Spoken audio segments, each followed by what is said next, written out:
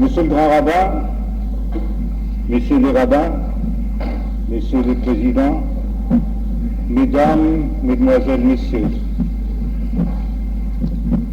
mon distingué successeur et ami, maître René Veil, m'a demandé de prendre la parole en cette occasion. C'est pour moi un honneur tout particulier, auquel je suis extrêmement sensible. Car de quoi s'agit-il?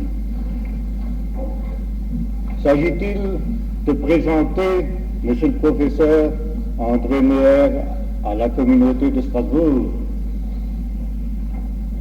à cette collectivité qui le connaît depuis si longtemps, qui connaît ses éminents titres, qui a lu ses ouvrages déjà nombreux, qui peut suivre son enseignement journellement, si on le veut,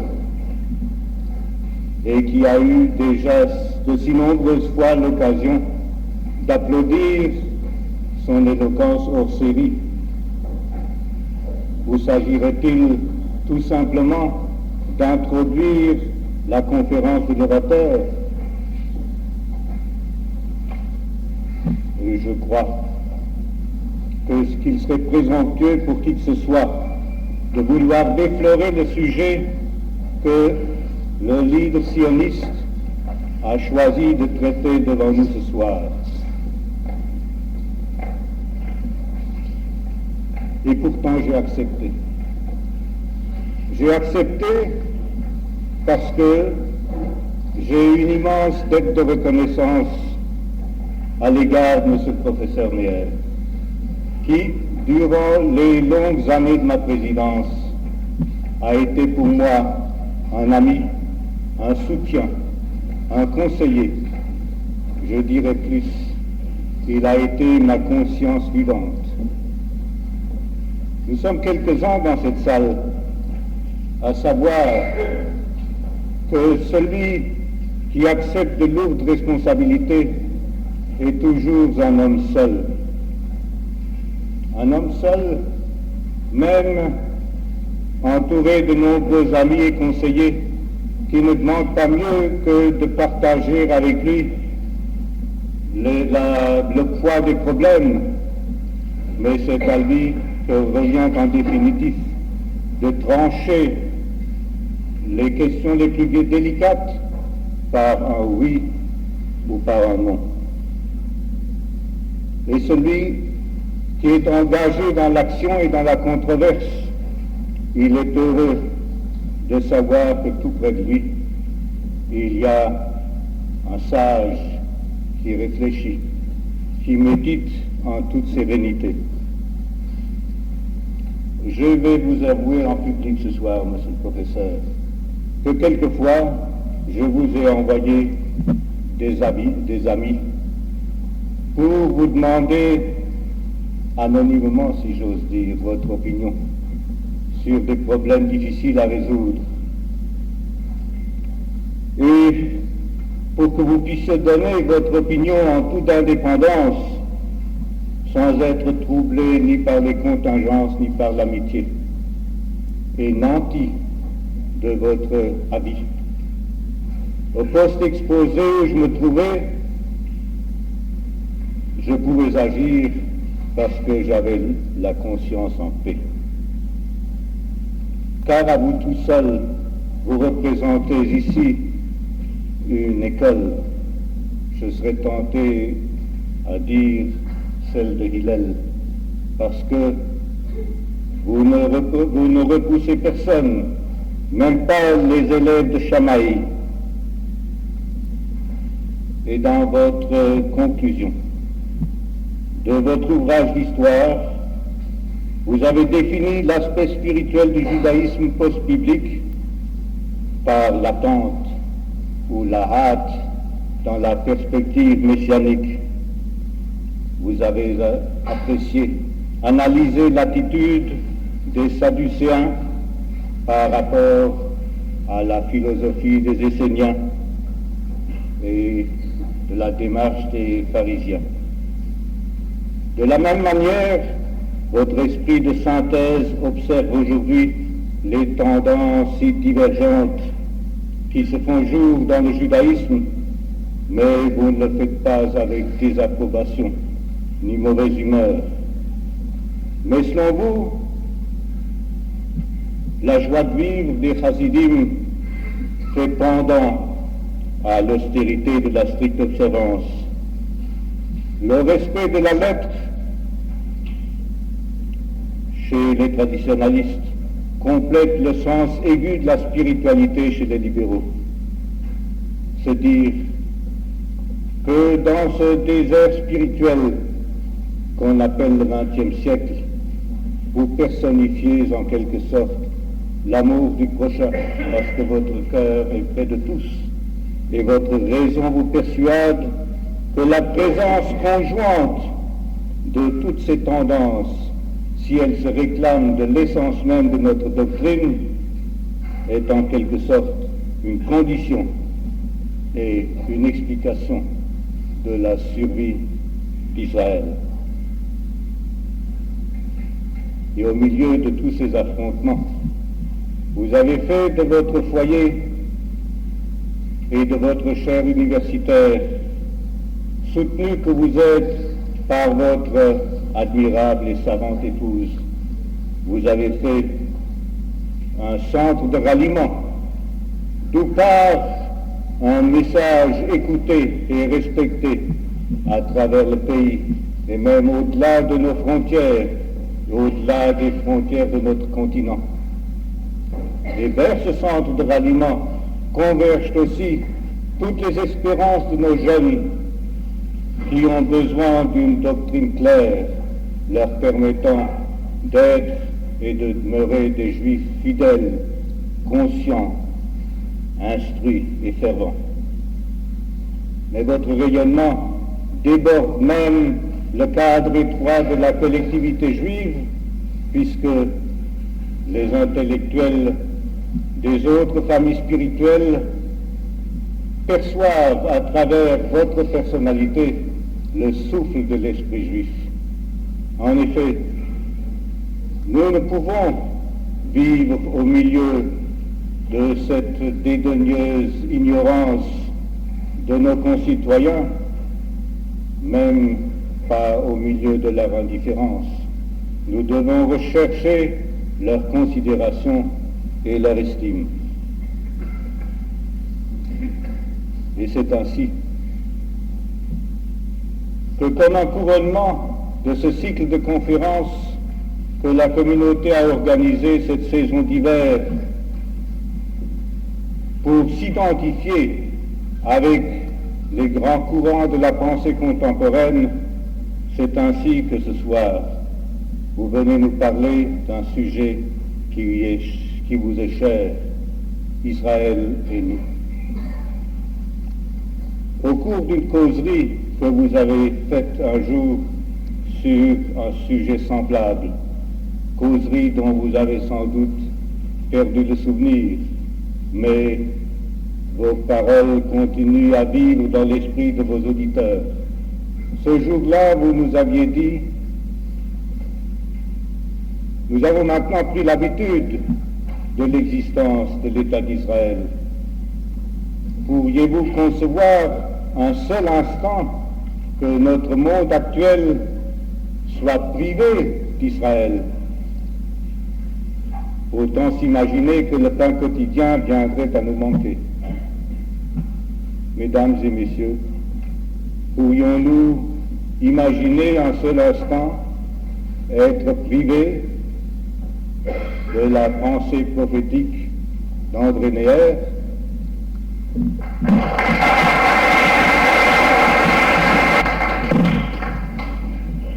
Monsieur le Président Erlich, je suis confus par vos paroles. Je voudrais néanmoins vous dire, saisir cette occasion pour vous dire combien, de notre côté, nous vous devons de reconnaissance, non seulement pour votre activité à la tête de la communauté, mais pour la poursuite de cette activité, pour votre présence si agissante et si efficace parmi nous, et dont vous donnez un nouveau témoignage ce soir. Je voudrais saisir l'occasion aussi de cet achèvement de ce cycle de conférences de cette année pour m'exprimer en tant que président de la commission culturelle de la communauté israélite de Strasbourg ma reconnaissance à mes collègues de cette commission. Et tout particulièrement à M. le Président René Veil, à M. Lucien Lazare, qui mettent toute leur intelligence et toute leur énergie au service de la communauté tout le long de la journée, mais qui tout spécialement sont à l'œuvre au sein de cette commission culturelle dont ce cycle de conférences n'est que l'une des importantes réalisations. Monsieur le Garandin, Messieurs les Garandins, Mesdames, Messieurs, les conférences précédentes de ce cycle situaient un élément étranger par rapport à nous. Et ni le christianisme, ni à plus forte raison le tiers-monde ou le communisme ne font partie du judaïsme. Et une confrontation s'installait donc d'emblée, face à face, un débat qui devait tendre à rapprocher, à montrer la liaison nécessaire de deux options humaines qui, tout aussi nécessairement et éternellement, devaient rester séparées. Ce soir, l'objet de la confrontation, c'est Israël, c'est l'État d'Israël. Et dès lors, une première question surgit qui met tout en cause. Cette confrontation, ce vis-à-vis de l'État d'Israël et de nous-mêmes, sont-ils possibles? Sont-ils légitimes? Israël, l'État d'Israël, n'est-ce pas la chair de notre chair, la substance de notre substance, l'essence de notre essence? L'État d'Israël n'est-il pas né du dedans de nous, du plus profond et du plus authentique de nos entrailles physiques et spirituelles, de nos entrailles organiques et religieuses, et non pas comme le christianisme il y a 2000 ans, mais il y a 50 ans, il y a 20 ans, il y a 15 ans à peine. Et cette naissance de l'État d'Israël du dedans de nous ne s'est-elle pas faite dans un contexte historique tellement dramatique et tellement poignant que nous sommes inébréchablement et unanimement solidaires de l'existence et du destin de l'État d'Israël. Chaque juif de la diaspora, et non seulement chaque juif d'Europe, chaque juif de la diaspora juive possède, n'est-ce pas, un parent proche mort à Auschwitz et un parent proche vivant en Israël.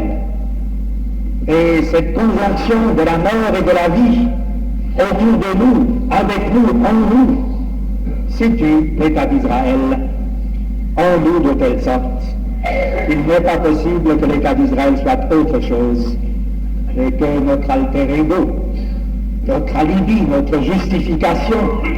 Oui, Israël, c'est notre fierté, c'est notre raison d'exister, c'est notre drapeau, n'est-ce pas? Et inversement, ne sommes-nous pas l'attente d'Israël? Ne sommes-nous pas sa promesse? Chaque communauté de la diaspora juive, chaque individu en chacune de ces communautés, ne sont-ce pas là les hommes sur lesquels compte l'État d'Israël pour son existence d'aujourd'hui et pour son existence de demain? Et la loi du retour, cette loi constitutionnelle de l'État d'Israël, ne fait-elle pas de chacun d'entre nous, juifs de la diaspora, un Israélien virtuel? Et cette loi du retour n'est-elle pas le symbole juridique et moral le plus prégnant de ce compagnonnage essentiel et indéchirable entre Israël et nous, entre nous et Israël? Tant de fois ce compagnonnage a-t-il été souligné, tant de fois ces aspects, ces composantes en ont-ils été exposés dans tant de conférences, dans tant de publications. Dès lors, au lieu de la conjonction de coordination, Israël et nous, ne faudrait-il pas a priori, dans la réflexion que nous tentons ce soir, une particule d'identification? Et ne faudrait-il pas dire, en rendant ainsi par avance inutile peut-être cette réflexion, ou du moins la projetant hors du cadre général dans lequel se situait ce cycle de conférences, ne faudrait-il pas dire non pas Israël et nous, mais Israël c'est nous. Et c'est en effet la conclusion à laquelle nous aboutirons tout à l'heure. Et pourtant, nous ne pourrons pas attendre cette conclusion avant que d'avoir franchi les étapes d'une réflexion qui demandera beaucoup de franchise, beaucoup d'humilité aussi, peut-être aussi un peu de courage. Et tout d'abord, l'acceptation lucide d'une question. Si Israël, c'est nous, pourquoi nous, ce n'est pas Israël? Le mouvement sioniste, ce mouvement d'Aliyah, ce mouvement qui depuis 50 ans, pour la première fois depuis des milliers d'années dans l'histoire juive, a conduit des Juifs vers l'État d'Israël, vers la Palestine, vers la Terre Sainte. Ce mouvement, nous le savons, est irréversible. Jamais les Israéliens ne reviendront dans la diaspora. Mais pourquoi les Juifs, eux, restent-ils dans la diaspora? Pourquoi n'avons-nous pas suivi ce mouvement? Pourquoi sommes-nous restés en dehors? De telle sorte que Israël est là-bas, alors que nous sommes ici. Cette question a été vivement mise en lumière par un fait historique très récent, qui a agi sur nous à la manière d'un choc. Je veux dire l'arrivée massive en France et non en Israël, de nos frères d'Algérie et plus généralement de nos frères d'Afrique du Nord, et les répercussions sur notre réflexion de ce soir de cette arrivée. Car ils sont venus, n'est-ce pas, en France, et non pas en Israël. Et ce refus d'Israël a pu paraître choquant et insultant à nos frères d'Israël. En tout cas, c'était un événement qui s'inscrivait à contre-courant d'une loi qui désormais semble être historique, du moins elle le semblait depuis une vingtaine d'années, à savoir que toute communauté de la diaspora menacée dans sa vie, dans son existence, automatiquement se portait vers Israël, où elle était sûre de trouver les éléments de sa survie.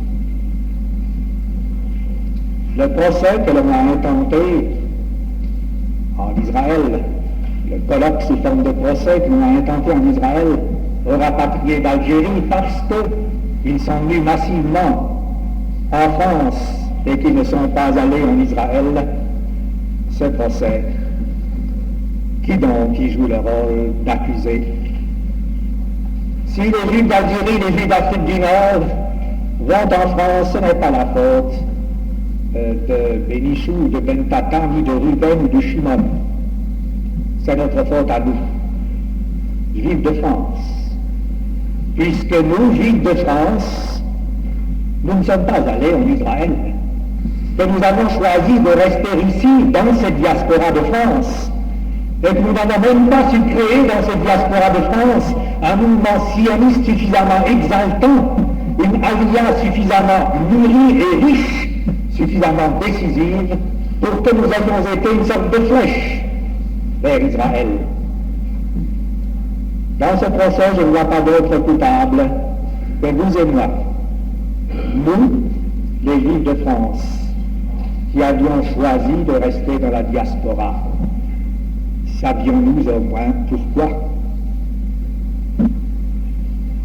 Le premier effet salutaire de ce choc psychologique de l'arrivée en France de nos frères d'Algérie, c'est de nous obliger à donner un sens et une justification à notre choix de la diaspora. C'est de provoquer un de ces éveils qui, en troublant la bonne conscience juive, la rendent disponible à l'histoire. Nous sommes placés dans le feu de l'épreuve. Il ne nous est plus possible, à nos Juifs de France, ni de jouer, ni de tricher. C'est sérieux d'être juif en France, avec dans notre cœur les équilibres et les arbitrages, mais aussi les déchirements et les contradictions entre notre culture française et notre foi juive, entre notre condition d'homme et notre vocation de juif, entre notre fidélité à la France et notre amour pour Israël. Nous avons pu feindre de minimiser ou d'escamoter ce problème aussi longtemps qu'il ne concernait que notre propre personne. Nous ne pouvons plus maintenant maintenir la fiction plus longtemps. Les Juifs d'Afrique du Nord nous ont pris et nous prennent un mot.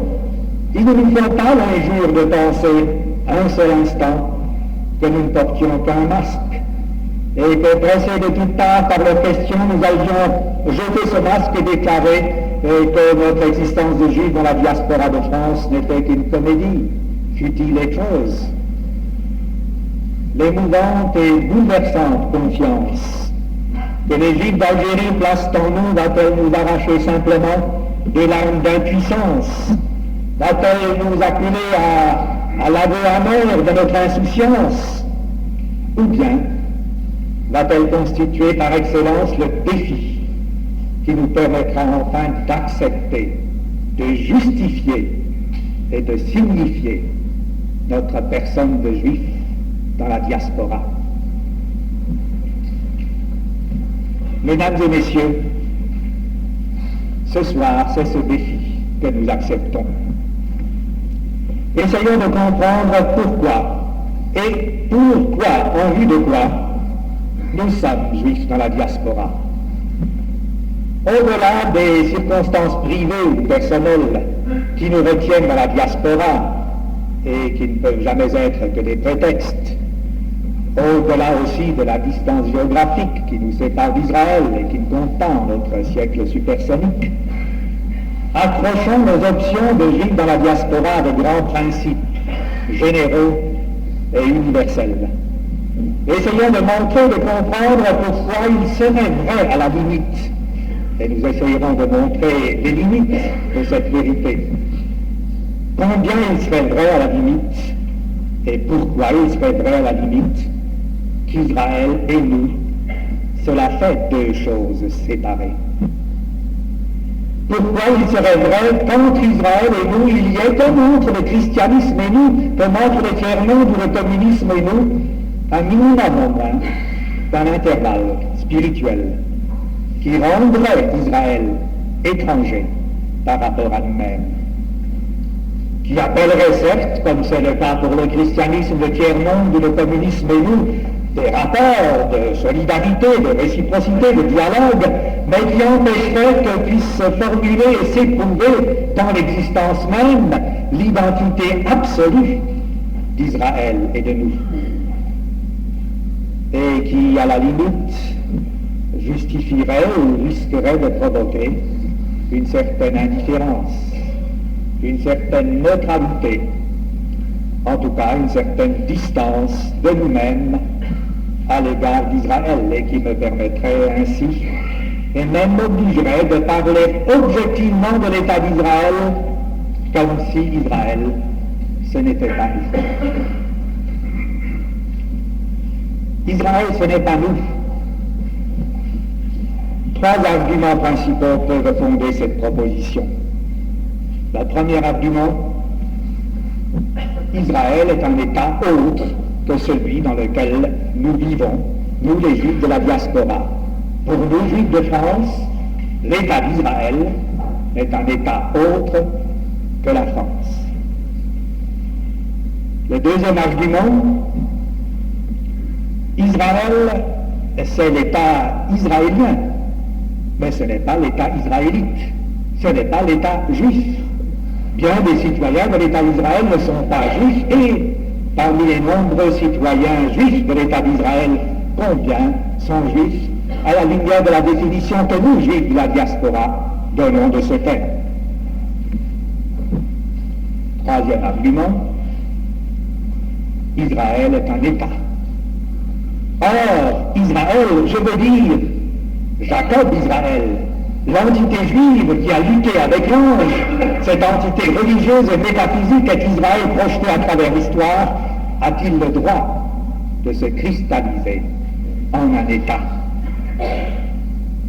Est-ce que l'État juif n'a pas disparu à 2 reprises uniquement parce qu'il s'était constitué? Est-ce que constituer un État juif, ce n'est pas opérer une sorte de blocage de la mission messianique du judaïsme dans la diaspora? Est-ce que, nuance plus grave de ce dernier argument, l'État d'Israël ne s'est pas constitué majoritairement sur la base d'hommes qui non seulement avaient rompu le serment d'exil, le serment de rester dans l'exil qu'avait fait le peuple juif à travers son histoire, mais qui ont rompu le serment de l'Alliance, le serment du Sinaï? Est-ce que l'État d'Israël ne s'est pas fait surtout par le concours et la présence d'hommes athées, d'hommes profanes? Enfin, dernière nuance de cet argument, est-ce que l'État, tout État en tant que tel, n'exige pas des compromis? Est-ce qu'il ne constitue pas un défi à l'absolu moral? Est-ce que dans l'État, les hommes ne sont pas obligés de se salir les mains? Or, à l'héroïsme du panache que l'État d'Israël, comme tous les autres États du monde, est obligé de prôner, le peuple juif, Israël, Jacob, n'a-t-il pas constamment opposé l'héroïsme de la non-violence et du martyre? Et ainsi, en tant qu'État, et parce que c'est un État, Israël ne serait-il pas une sorte de faux messianisme d'abord, un repère de l'athéisme ensuite, une violation de la vocation éthique du judaïsme enfin? Chacun de ces arguments pourrait facilement se cristalliser autour de groupes ou de types d'hommes, et l'on pourrait trouver des noms qui symboliseraient chacun de ces arguments parce que, tout récemment, ou depuis plus longtemps, certains hommes ou certaines communautés se réclament de l'un ou l'autre de ces arguments. L'argument politique, sans doute c'est en France Raymond Aron qui, de la manière la plus retentissante, l'énonçait dans son étude qui a fait tant de bruit et qui a paru dans un numéro du Figaro littéraire de l'année dernière. L'argument culturel, le grand porte-parole amène à Goldman, et je me rappelle le débat, le dialogue passionné au congrès idéologique de Jérusalem de 1957 entre David Ben Gurion d'une part, qui prétendait que ne pouvait être juif que le juif israélien, et Nahum Goldman d'autre part, qui faisait l'éloge du juif de la diaspora et qui prétendait que seul était juif, le juif de la diaspora. Et l'argument religieux, n'est-ce pas? C'est l'argument de Neturei Karta, de ces hommes qui, à Jérusalem même, dans l'État d'Israël et dans la diaspora, se réclament de ces principes rigides et absolus d'une totalité religieuse qui invoque les arguments que nous donnions tout à l'heure. Mais en réalité, ne cherchons pas d'alibi. Ces arguments, même lorsque nous les réfutons, lorsque nous les refusons chez autrui, ils sommeillent en nous. Ils sont consciemment ou inconsciemment décisifs dans notre choix de la diaspora. Ce sont ces arguments qui nous situent de l'autre côté d'Israël. Par eux, nous sommes à notre bord. Et c'est pour cela qu'il faut tenter maintenant de les passer au crible, de voir s'ils résistent à l'examen, et car il y a en chaque juif de la diaspora, en chacun d'entre nous, quelque chose de Raymond Aron, quelque chose de Nahum Goldman et quelque chose de Neturei Karta. L'argument politique d'abord. Israël, ce n'est pas la France. Le problème a été posé dès le premier instant de la diaspora. Et rassurons-nous, il a été résolu dès le premier instant de la diaspora. Déjà Philon, le juif d'Alexandrie, citoyen romain à Alexandrie, et juif, se rattachant par toutes les fibres de son cœur, de sa raison et de sa personne à Jérusalem et au temple et à l'État juif qui existait alors. Déjà Philon, le juif d'Alexandrie, il y a 2000 ans, était touchée au cœur par ce problème, sentait le déchirement entre sa loyauté à l'égard de Rome dont il était citoyen et sa loyauté à l'égard de l'État juif de Jérusalem et du Temple. Et il répondait, et sa réponse est valable toujours: Rome, c'est ma patrie, Jérusalem, c'est ma matrie. Chaque homme n'a-t-il pas un père, n'a-t-il pas une mère? Et l'enfant va-t-il se déchirer pour savoir où porte son amour? En réalité, en regardant les choses de plus près, il faut bien sentir combien d'expériences amères nos pères ont dû traverser, et combien d'expériences amères il faudra sans doute traverser encore avant que l'on comprenne que cet argument politique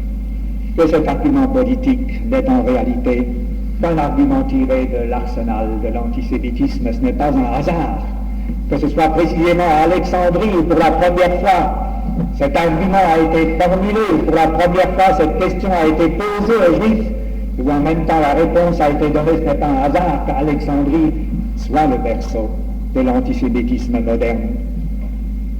Il faut comprendre que nous sommes Israël et nous, dans n'importe quel pays de la diaspora que nous nous trouvions, embarqués dans la même aventure politique, que les nuances établies dans les pays dont nous sommes les fidèles citoyens entre, mettons, et combien de nuances ont été ainsi établies ces dernières années entre les Juifs autochtones et les Juifs étrangers, entre les Israélites et les sionistes, entre les Juifs de la diaspora, Juifs français et les Juifs d'Israël, que ces distinctions sont des distinctions qui ne cachent autre chose que de l'antisémitisme. L'antisionisme, l'anti-israélisme à l'heure actuelle, là où il sévit, soit dans les pays de Vladimir de fer, soit dans les pays arabes, avec une variante de l'anti-judaïsme, de l'antisémitisme. L'argument de l'infidélité juive, il n'a pas tenu, n'est-ce pas? L'argument de l'infidélité juive, il a été évoqué malgré Verdun, où on reposait des deux côtés sur les collines de Verdun, de Douaumont et des autres forts, des soldats juifs français et des soldats juifs allemands, qui aussi loyalement que leurs frères des autres pays, donnaient leur sang pour leur patrie. Et pourtant, en 1933, Hitler ne se souvenait plus de cela, mais en 1940, État non plus. C'est donc qu'il faut apercevoir que cet argument est un faux argument et que c'est une question qui en réalité n'est pas posée par la conscience juive elle-même, mais elle ne frôle la conscience juive que lorsque cet argument, cette question est posée par les antisémites. Et pourtant, il me semble que même là, il faut voir les choses de plus haut. Que même là, cet argument a sa valeur et qu'il faut savoir l'énoncer du dedans de notre propre conscience.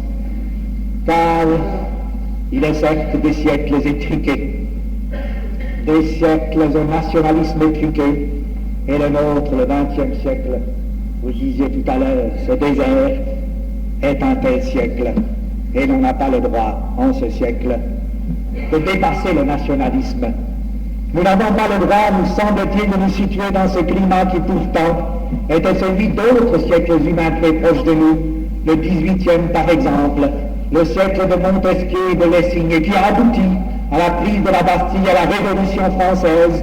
Et en ce siècle, les hommes ne se sentaient pas ni français, ni allemands, ni anglais, mais citoyens du monde. En ce siècle où effectivement, cet appel venu de plus haut, et qui surhaussait l'homme par rapport à son propre pays, faisait de cet homme le citoyen le plus fidèle de ce pays.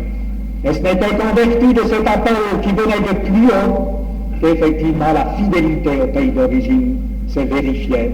Et en notre siècle même, l'exemple de Romain Rolland est là pour l'attester en France à l'occasion de deux guerres. C'est cette fidélité à quelque chose de plus haut que nous ressentons en nous lorsque nous affirmons notre double fidélité à la France et à Israël. Car il nous paraît qu'Israël présente, d'un point de vue de la vocation humaine, un enrichissement dont peut profiter le pays dont nous sommes citoyens.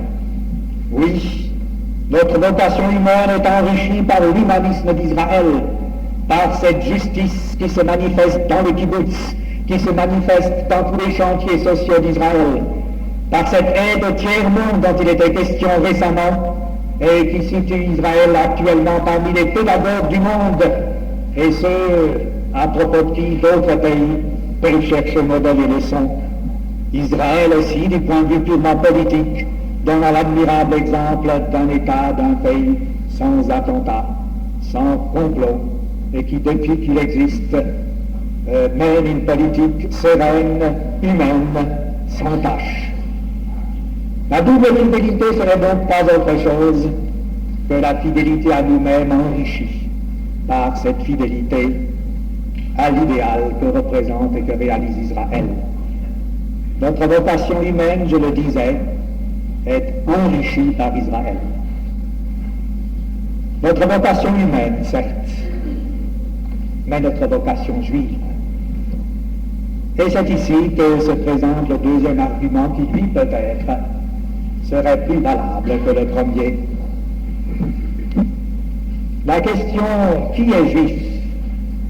et qui avait été posée à l'individu juif est posée également à la collectivité juive. Qui donc est juif? Est-ce l'État d'Israël? Est-ce le juif de la diaspora? Que l'État d'Israël ait subi dès sa naissance, dès sa constitution, une perte de vitesse du point de vue de son tonus juif, cela, les Israéliens eux-mêmes l'ont très tôt remarqué. Et dès 1952, Ernst Simon, professeur à l'université hébraïque et l'un des plus éminents penseurs à l'heure actuelle encore d'Israël, publiait un article remarquable et sensationnel dont le titre était « Sommes-nous encore juifs ?» Et peu d'années après la publication de cette étude, on s'était rendu à l'évidence, effectivement, il manquait quelque chose à la jeune génération israélienne, à cette génération qui était née dans le pays, qui n'avait pas connu le judaïsme de la diaspora. Et ce qui manquait à cette jeune génération, c'était le judaïsme. C'était ce judaïsme que les premiers pionniers avaient amené de Russie, avaient amené d'Allemagne, avaient amené de France et d'Angleterre et d'Italie et d'Afrique, mais que les Israéliens nés dans le pays ne connaissaient plus. Deux facteurs décisifs surtout de la conscience juive manquent à la génération israélienne actuelle, à la jeune génération.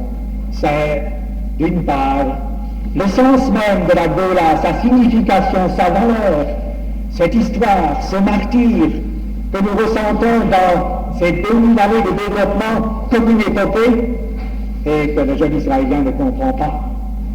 En face de cette épopée, de ce martyr, jeune Israélien se demande si ses ancêtres juifs n'ont pas été des Don Quichotte, n'ont pas été des fous. Et ce qui manque encore à la jeune génération israélienne, c'est la connaissance des valeurs religieuses juives, la connaissance réelle et profonde et non seulement superficielle de la cacheroute, des téphilines. Il arrivait dans les écoles que les jeunes Israéliens ignorassent tout ce qui fait dans le catéchisme normal du juif de la diaspora, le judaïsme. Et à côté de cette carence psychologique et morale et religieuse de la jeunesse, chez les adolescents, chez ceux qui maintenant sont adultes, ce mouvement du cananéisme, mouvement sans doute excentrique par rapport à la substance même de l'État d'Israël, mais combien symptomatique des hommes juifs israéliens qui prétendent vouloir se séparer des juifs de la diaspora, n'être que citoyens de l'État du Moyen-Orient, d'un État dont les frontières, certes, pourraient et devraient s'étendre, mais dont les racines ne seraient pas ni les racines de la diaspora juive, ni les racines talmudiques, ni même les racines bibliques, mais les racines cananéennes de ce Canaan qui existait en tant que terre, en tant que pays, en tant que source de vie et d'existence avant que les Hébreux ne s'installent sur cette terre avec leur Torah, avec leur monothéisme, avec leur messianisme.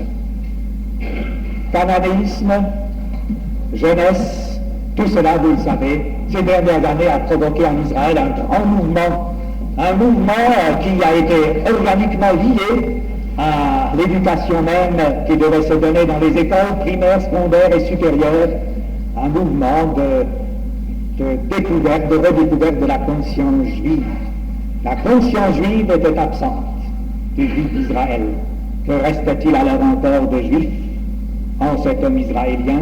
Le fait même qu'il ait fallu, par des méthodes pédagogiques appropriées, enseigner la conscience juive, illustrait cette proposition annoncée par Ernst Simon depuis si longtemps qu'à la limite, les Israéliens n'étaient plus juifs.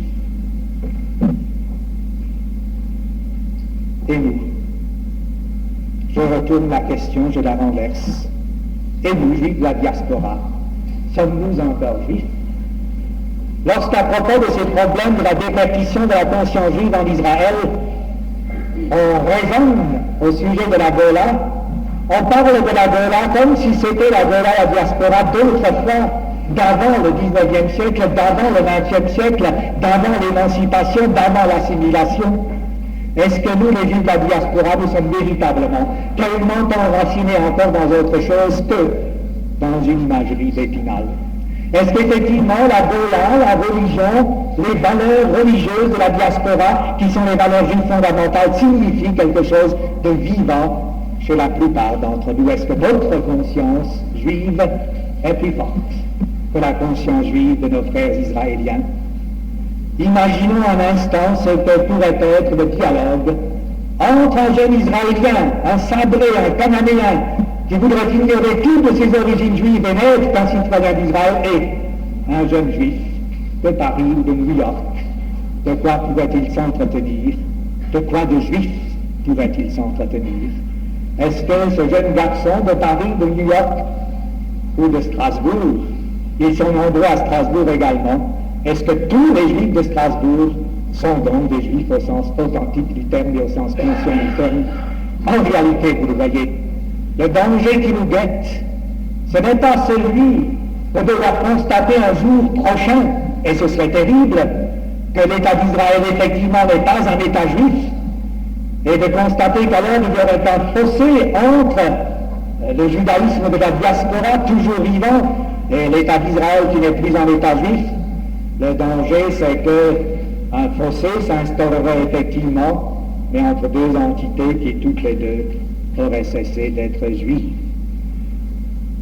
En réalité, s'il est légitime de lancer en Israël un grand mouvement qui doit aboutir à l'éclosion de la conscience juive chez tous les Israéliens, il est tout aussi légitime et urgent de lancer dans la diaspora un mouvement semblable.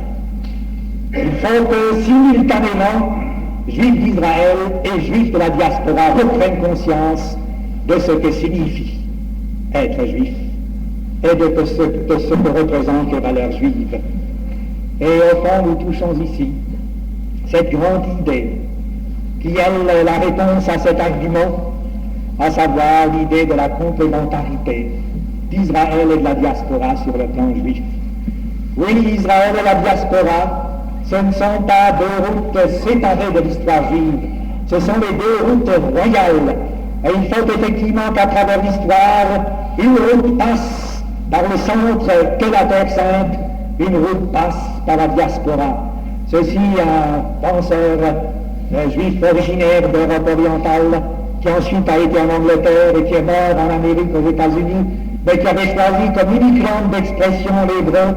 Shimon Ravidovitz l'a exprimé dans son admirable livre posthume, Babel Yerushalayim. Mais cependant, il faudrait encore nuancer cette image. Et je crois que la plus belle image qui jamais a été donnée de cette complémentarité d'Israël et de la diaspora, de ce nécessaire compagnonnage des deux sur la route juive de l'histoire, c'est l'image du docteur Hans Klee, qui était le beau-frère de Ravidovitz, qui est mort il y a quelques années, mais qui était un des grands leaders sionistes d'Allemagne et ensuite de Suisse. Israël, disait Klee, c'est une planète. Et la diaspora, ce sont les satellites autour de cette planète. Et tout le monde sait que la vie des satellites dépend de la vie de la planète. Mais que la vie de la planète elle-même dépend de la vie d'autre chose qui est le Soleil. Les planètes et satellites font leur course autour de ce Soleil. Le Soleil, c'est le judaïsme, c'est l'être juif, c'est l'essence juive, et ni la planète ni les satellites ne continueront leur route si tous deux ne se laissent pas inonder simultanément, selon la loi même de cette gravitation, par la chaleur de ce soleil juif. Si le soleil juif, lui, alors, l'État d'Israël et la diaspora, effectivement, sont tous les deux sur la route juive, et entre les deux, il n'y a plus de séparation. Que cela serait vrai. Et les images de Dr. Clay, les images du professeur Ravidovitz seraient profondément vraies si, et c'est le troisième argument que nous abordons maintenant, cette troisième question qui nous est posée et qui nous est posée par les consciences religieuses, s'il ne s'agissait que de la Terre Sainte, si effectivement cette autre branche, l'alternative de la route royale d'Israël, c'était, face à la diaspora, la Palestine, la terre Eretz, la Terre Sainte. Mais le problème change lorsque sur cette Terre Sainte, on édifie, comme on l'a fait, un État. Parce qu'alors, en se solidifiant dans un État, la Terre Sainte perd sa vocation messianique, elle perd sa vocation religieuse, elle perd même à la limite sa vocation morale. L'État, un État instauré par des Juifs, c'est tout d'abord un blocage du messianisme. Le serment qu'a fait le peuple juif, selon la tradition talmudique, dès le premier instant de la diaspora après la chute du deuxième temple, et c'est pour cela, encore une fois, selon cette perspective talmudique, cette perspective traditionnelle juive, que les deux États juifs ont été détruits. Ce serment, c'était que jamais les Juifs ne reconstruiraient un État. C'était un serment articulé en trois parties. D'abord, chez Loyalu Bachona, que les Juifs ne constitueraient pas un État par la force, qu'ils ne quitteraient pas la diaspora par la force. Ensuite, chez Loyidraku et Takeitz, qu'ils n'accéléreraient pas la fin, qu'ils n'essaieraient pas de presser sur le bouton accélérateur de l'histoire, qu'ils attendraient avec patience que cette histoire et ce dénouement messianique se fassent d'eux-mêmes. Enfin, troisième élément de ce serment, et cette fois-ci non pas du côté des Juifs, mais du côté des peuples auxquels les Juifs sont asservis, Shelo Yishtabdu Israël Yotermidaï, que ces peuples ne persécuteraient pas Israël au-delà de la mesure. Le serment d'Israël et le serment des peuples. Cela me rappelle une page du Talmud aussi, où en face d'un serment, un de nos rabbins les plus remarquables, l'aventurier du Talmud, Rabba bar Tachana, celui qui était partout. Il était monté jusqu'aux étoiles, descendu jusqu'au fond de l'océan. Il connaissait le monde tout entier. Un jour, se trouvait devant le mont Sinaï. Et devant le mont Sinaï, il entendait la voix de Dieu. Dieu se plaignant, Dieu gémissant. « Ah, qui me déliera de mon serment ?» Et Rabba bar Tachana rentre.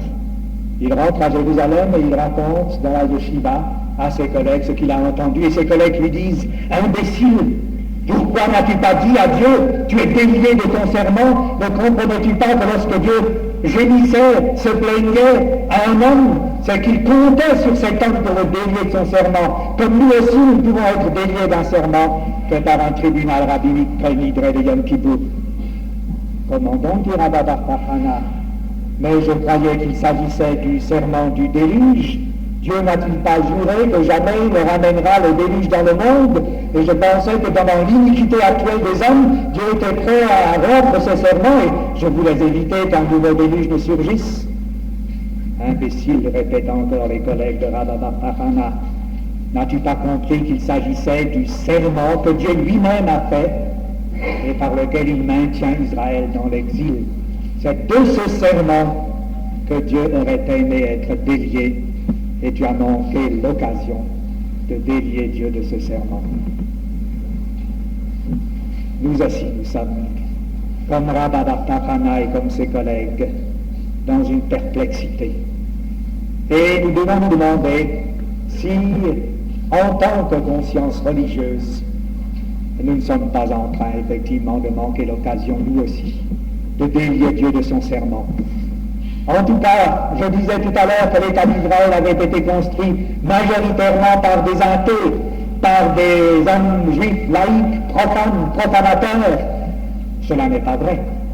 L'idée sioniste est née en terrain religieux. Et les premiers sionistes, vous le savez bien, les convictions du siècle dernier, c'était d'éminents rabbins de yeshivot, des rochers yeshiva de Pologne et de Russie, d'Europe orientale, aidés par des collègues d'Europe occidentale.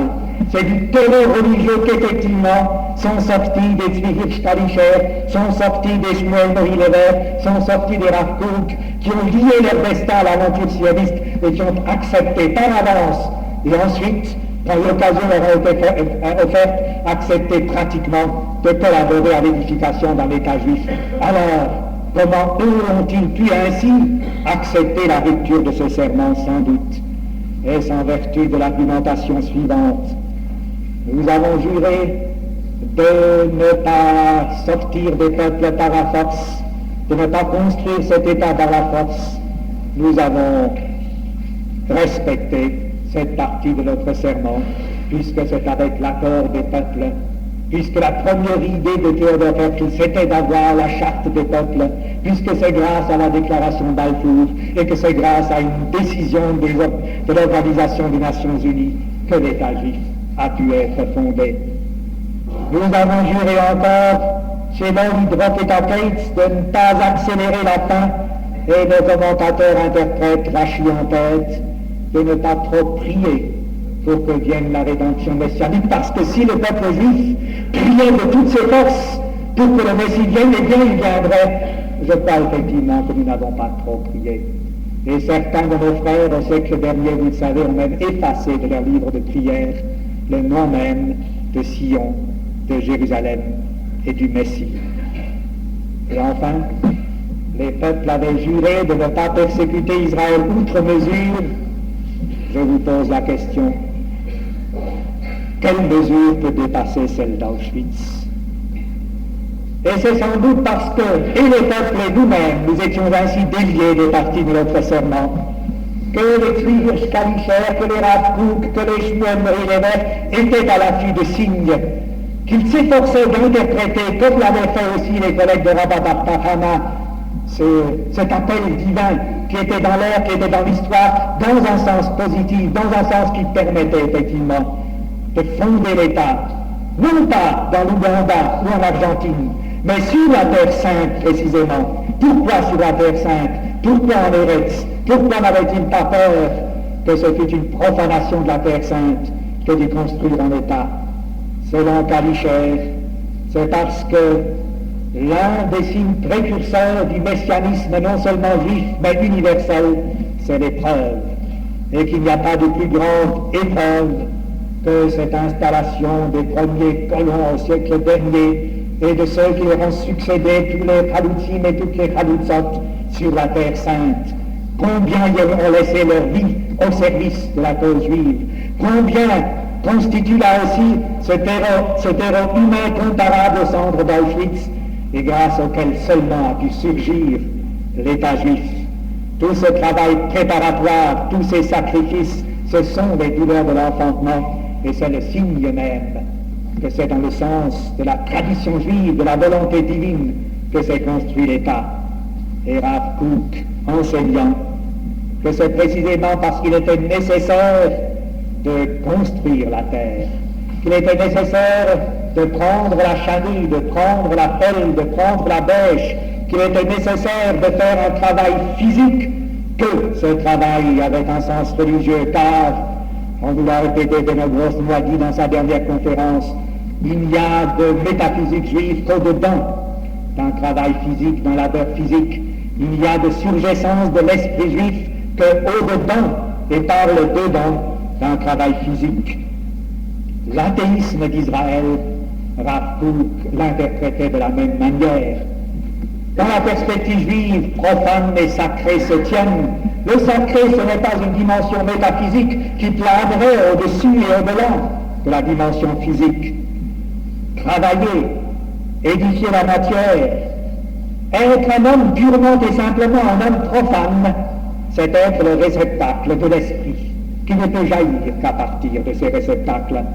Les ouvriers profanes et laïcs et athées de l'État, ce sont les ouvriers du Saint des Saints, qui ne peut se construire que dans l'État et à travers l'État.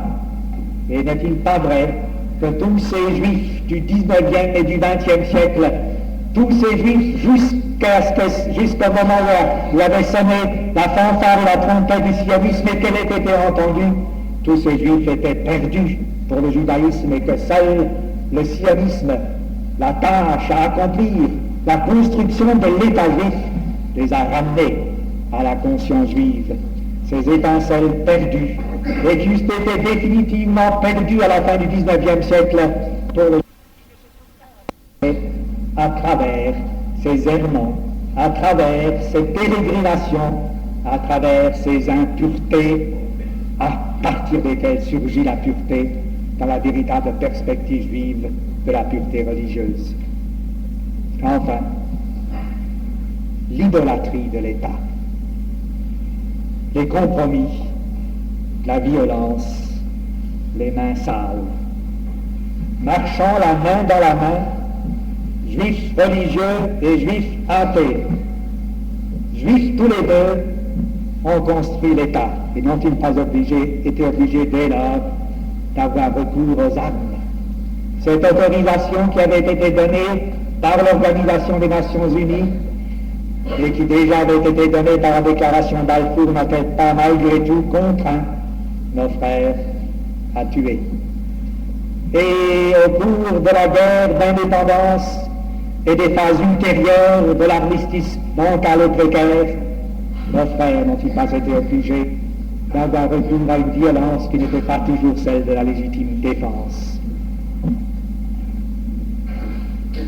Et cela, n'est-ce pas un affront à l'égard de la vocation morale d'Israël? N'est-ce pas une négation de la vocation juive qui est celle des mains pures et de la non-violence? Je ne suis pas de ceux qui pensent que l'État d'Israël n'a pas de comptes à rendre, qu'il est un État comme les autres, indépendant, autonome, et que ses options politiques ne sont redevables d'aucun critère éthique.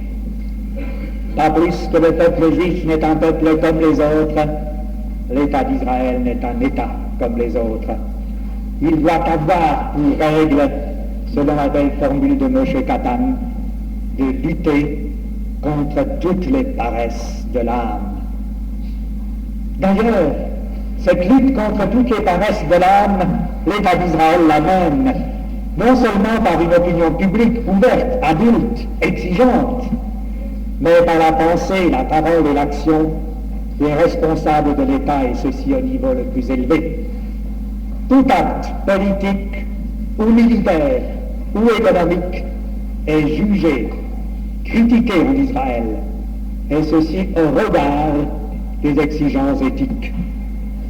Il ne se trouve pas en prison ceux qui prônent en Israël l'objection de conscience.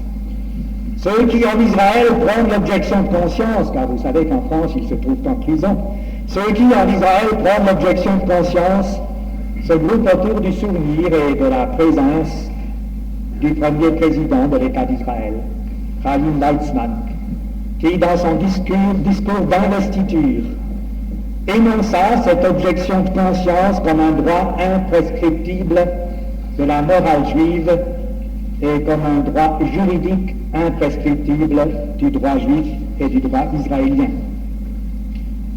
Ils ne sont pas obligés non plus de fuir à l'étranger ceux qui en Israël exigent que les relations avec les Arabes résidant en Israël, soient instaurées sous l'angle exigeant d'une humanité absolue et que les relations avec les Arabes ressortissants des pays ennemis et voisins soient envisagées, elles aussi, sous l'angle exigeant d'une humanité tout aussi absolue. Ces hommes, ce sont des intellectuels, des professeurs, des ministres, et c'est eux qui le disent en Israël, qui l'écrivent, qui le rappellent chaque jour. Ils ne sont pas expulsés de leur parti ou radiés de leur organisme, ceux qui, en Israël, reconnaissent que l'accueil des frères séphardines ne s'est pas réalisé encore selon les normes exigeantes et absolues de l'hospitalité de la justice juive, puisque ce sont les chefs même de ces partis et de ces organismes responsables de cet accueil qui le déclarent et qui le déplorent. Ainsi, la lutte est menée chaque jour, partout en Israël, contre les paresses de l'âme. Mais à supposer qu'elle ne le soit pas avec cette intensité remarquable, à supposer qu'une certaine lassitude laissa se passer les choses au hasard, qu'une certaine routine le laissa se détériorer du point de vue moral, est-ce que cela nous donnerait le droit, à nous juifs de la diaspora, d'en faire le reproche aux juifs d'Israël et d'en tirer prétexte pour nous séparer d'eux, pour dire, vous voyez bien quelles sont les conséquences de l'instauration de l'État, ils sont en train de se souiller les mains. Nos mains à nous sont-elles réellement tellement pures? Dans des tâches bien moins ardues que celles auxquelles se dévoue l'État d'Israël, manifestons-nous la volonté des hautes exigences morales? Quelle est, en tant que juifs, notre attitude à l'égard de la colonisation, de la décolonisation et de ses problèmes, de la ségrégation et de ses injustices, de la torture, des misères sociales? Quelle est la densité de notre propre manière d'accueillir en France nos frères réfugiés d'Afrique du Nord et d'ailleurs? Ce serait trop simple et moralement indigne d'être exigeant à l'égard d'Israël sans être simultanément et auparavant exigeant davantage à l'égard de nous-mêmes.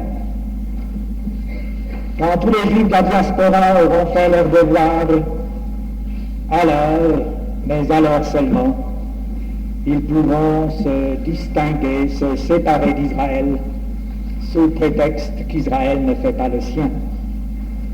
D'ici là, juifs de la diaspora et juifs d'Israël, nous expérimentons la lourde condition de l'homme. Elle est plus lourde pour les juifs que pour les autres hommes, parce que l'exigence morale est au cœur de notre doctrine, de notre Torah. Parce que notre histoire nous situe non pas dans le ghetto ni dans le désert, mais que ce soit dans la diaspora ou que ce soit en Terre Sainte, dans la cité des hommes, dans les États, dans l'État, où l'exigence morale est à la fois inéluctable et difficile. Dans cette perspective, le problème, je crois, s'éclaircit. Et nous pouvons maintenant conclure. Israël et nous, ce sont deux entités séparées, puisqu'Israël est là-bas et que nous sommes ici. Comment cette séparation pourrait-elle être surmontée?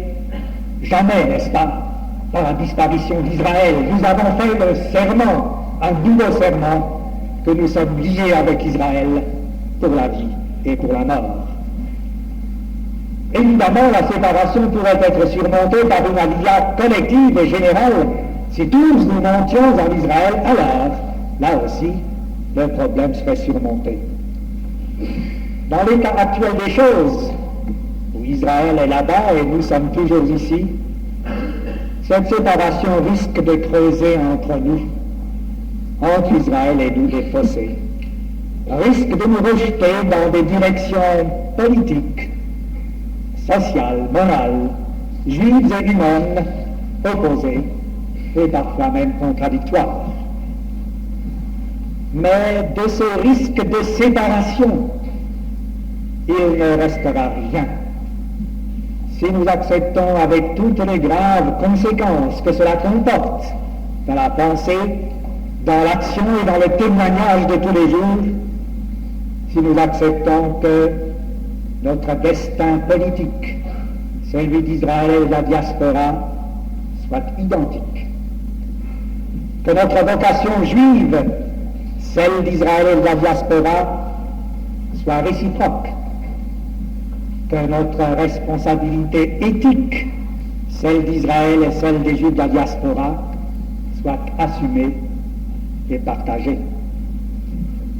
Alors, à défaut d'aliyah physique, à défaut de montée physique en Israël, le Juif de la diaspora se rapprochera-t-il de son frère juif en Israël, du moins par une aliyah morale interne. Alors, si la route horizontale nous sépare encore et toujours, du moins marcherons-nous de commun sur la route verticale qui nous fait tendre tous les deux, en tant qu'hommes, en tant que juifs, en tant qu'enfants de Dieu, chaque jour vers quelque chose de plus haut.